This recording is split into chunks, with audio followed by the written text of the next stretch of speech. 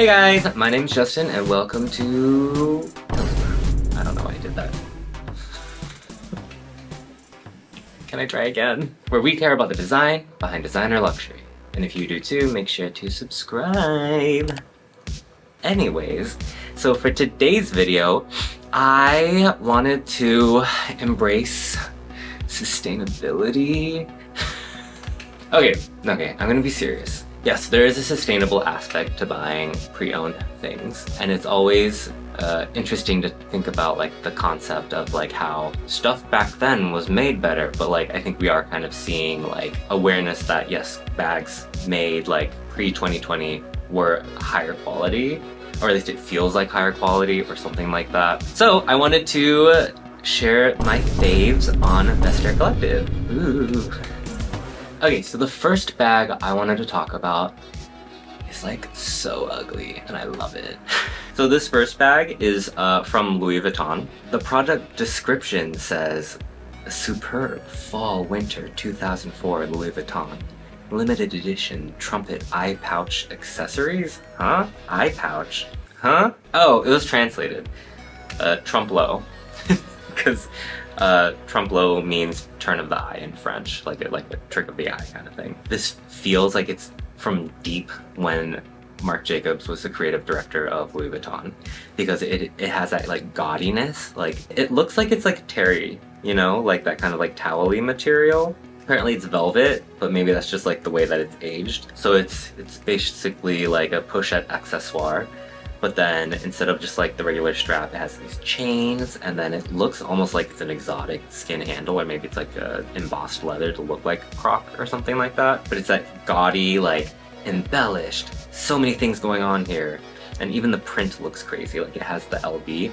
I love this because I think like in the Y2K trend that's been happening, there's been so much of an emphasis on like this like very streamlined version of it. But Y2K, because I was alive, suffering through it, is very much about like layers on layers on layers, way too much. And I think this bag perfectly embodies it, and I think this bag is so cute in terms of like how ugly it is, if that makes sense.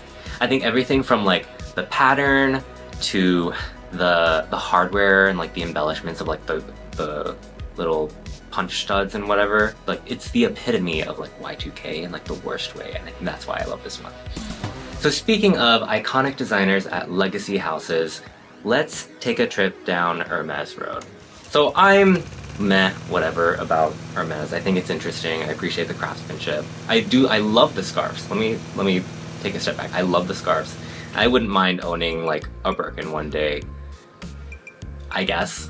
But the next couple bags I want to talk about are from the era of when Martin Margiela was the creative director of Hermès. And I'm pretty sure that era was like 1 or 2 years or something like that, because it was like not seen as like a huge commercial success in the way that like I think people expected. But one of like the landmarks of Margiela's time at Hermès is that these very like exceptionally well-made basics with like very subtle like different ways to think of clothing were happening. It was very like, I think people thought it was like lackluster compared to what they were expecting. But I really liked that era, and I feel like a lot of those pieces are quite timeless, and I want to talk about a couple bags. So this first bag I want to talk about is a bag I think I would absolutely hate to carry, because it literally is a handbag. There's only one way to carry it, and it's from the top handle, but I think the shape of it is so interesting. And it has this very rectangular shape. It's very minimalist. Like, I think that's why it feels so timeless, because it is such a simple shape. But what I love about this bag is that the handles are these kind of like, you see it's like this thick, almost like strap kind of thing that weaves itself into the actual construction of the bag. There's something about the proportions, something about the width of it, the thickness of it, where the hand holding like holes are. It just feels very interesting. I think part of me also sees this bag as like very like utilitarian, right? It's you hold it by the top, one compartment. I think there's like 2 zipper compartments on the inside. There's no crossbody strap, there's no shoulder strap. It is what it is. And there's something about that coming from the context of Martin Margiela as the creative director of Hermès, creating something so simple but beautiful is what really like attracts me to it. On the other hand, we have another handbag. This one is very clearly like meant to be a shoulder bag, but to me, like the shape of this is almost like reminiscent of like, what if a Birkin didn't have any hardware? What if a Birkin was like in its most like minimal state? And I think that's what I like so much about it. I can't remember the type of bag this reminds me of, but the fact that like, you know, with the Birkin, you have like the clasp and like the little straps of leather and you close it and that's how you actually close it or whatever. This, it's actually the second handle that you loop around that helps keep the top closed, but it still has that flap. It feels like a travel bag. I just don't think it would be comfortable at all to carry, but I like it. It seems very generous. There's a zip pocket on the inside. But I think, yeah, like I said, what I think is so interesting about this is it feels like a very like minimalist, almost like deconstructed Birkin bag in a way, right? It almost makes me think like, oh, I wonder if like Jane Birkin would also like this bag as well. But, you know, I don't know. All right, next stop on our tour, we're gonna take it back to 2014, fall, winter, Chanel. Wait, no, Chanel. I was gagged when I saw it, but you see like this grocery store setup, you see all these models like walking around with like shopping carts being like, oh yeah, I'll take this soda or whatever this is, this detergent, and just like walking around. And for me, like being Asian and like knowing older Asian people, the old Asian lady trolley, like basket on wheel thing, that was always like such a thing. That was like, yeah, of course they have that so they can, I guess any old lady could carry it, but my connection is with old Asian women, I guess. I don't even know if this was on the runway, if it just like came out later, but this bag really like, it sends me. It's so good. And looking at it now, it just makes me laugh. Just this,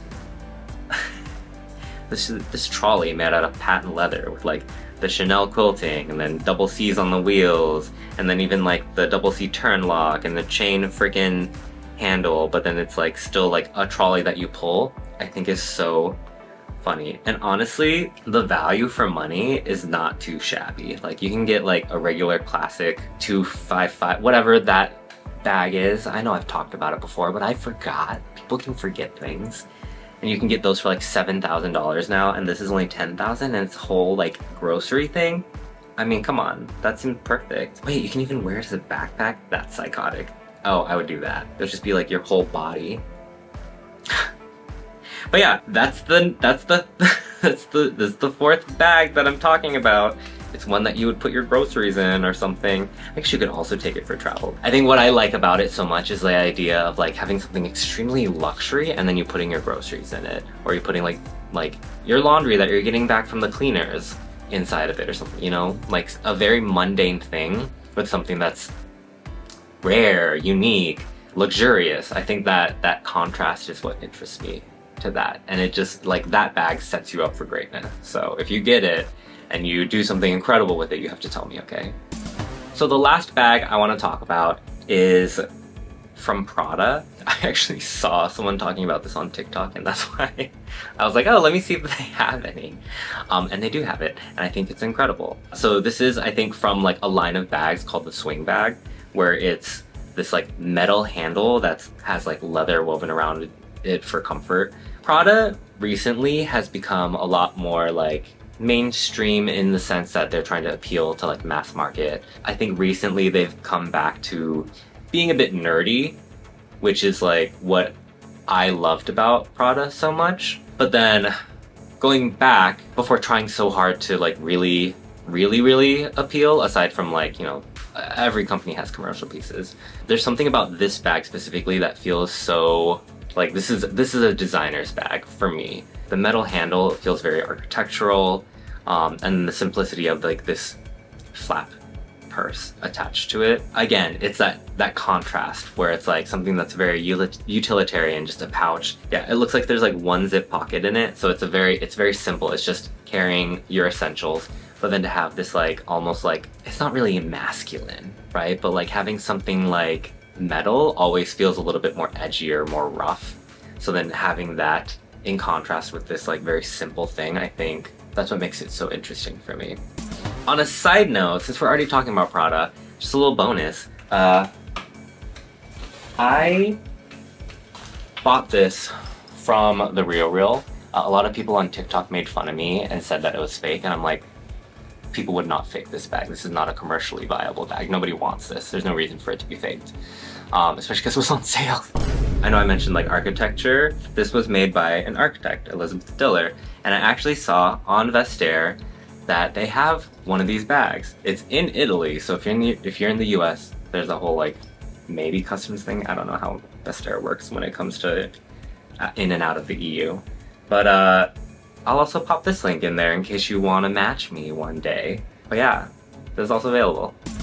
But those are my faves right now. I don't necessarily think I'm gonna buy one or any of them right now. I would love to get maybe like the Margiela Hermès bag, the one that had like the longer straps, and use it like as a travel bag. I think that would be so fun. But yeah, I'm not like really in the market for any bags. I like took a step back at my collection. I was like, oh, okay buddy.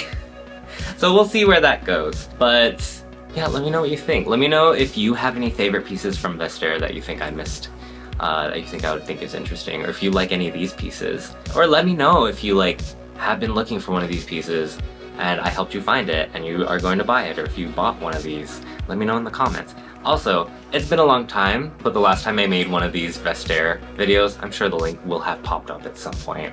All of those things have sold. So if it was any of you, I'm just kidding. I do it for you. And also for me to live vicariously through you, so there's that. But that is all I have for you today. If you like this video, please make sure to like and subscribe. It lets me know that you like this kind of content and that you too care about the design behind designer luxury. Until next time. Oh God.